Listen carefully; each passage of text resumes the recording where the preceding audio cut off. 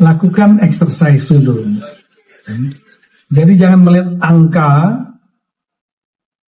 kemudian dibandingkan dengan tahun ini, di tahun depan angkanya berkurang, langsung kemudian bereaksi menyatakan kami kurang. Tar dulu, lakukan dulu exercise untuk melakukan efisiensi. Saya bilang tadi, belanja sambil mencari peluang inovasi untuk pendapatan, menghidupkan UMKM misalnya, buat kemudian perizinan UMKM seperti dilakukan oleh Sri Sultan Yogyakarta ya, sehingga UMKM-nya hidup pada saat COVID masih bisa hidup, masih survive, pertumbuhan ekonominya plus.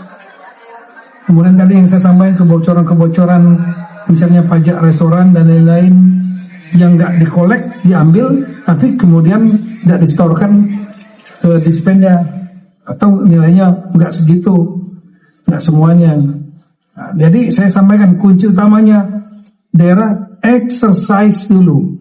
Itu setiap kabupaten dapat berapa exercise, untuk belanja pegawai berapa, untuk belanja birokrasinya berapa, untuk yang wajib karena hukum ya, seperti untuk jalan, perawatan jalan berapa, untuk pendidikan STK, SD, SMP untuk kabupaten kota berapa di daerahnya. Kemudian untuk BOS tidak dikurangi loh, DAK non fisik tidak dikurangi, artinya untuk operasional sekolah nggak dikurangi. Kemudian untuk fasilitas kesehatan yang di daerahnya di exercise dulu, baru ada problem baru sampaikan. Kita udah bukan sesuatu yang baru ya.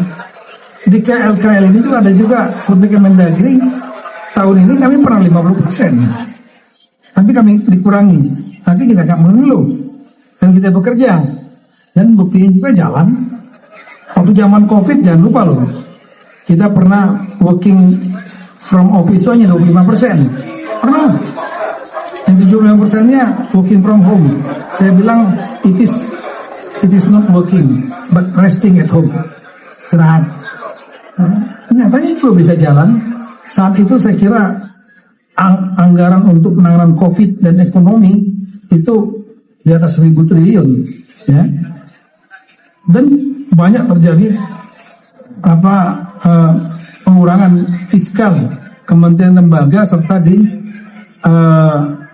daerah. Semua difokuskan pada untuk menghidupkan ekonomi dan menjaga jangan sampai dampak COVID keluarga banyak meninggal. Bisa banyak sekali pelajaran kita bisa lakukan, pengalaman kita lakukan ya.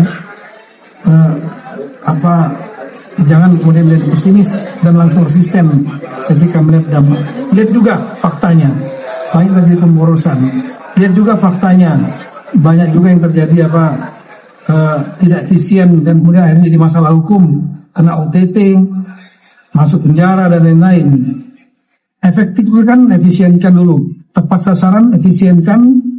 Kalau ada masalah nanti kita terbuka, kita bicarakan.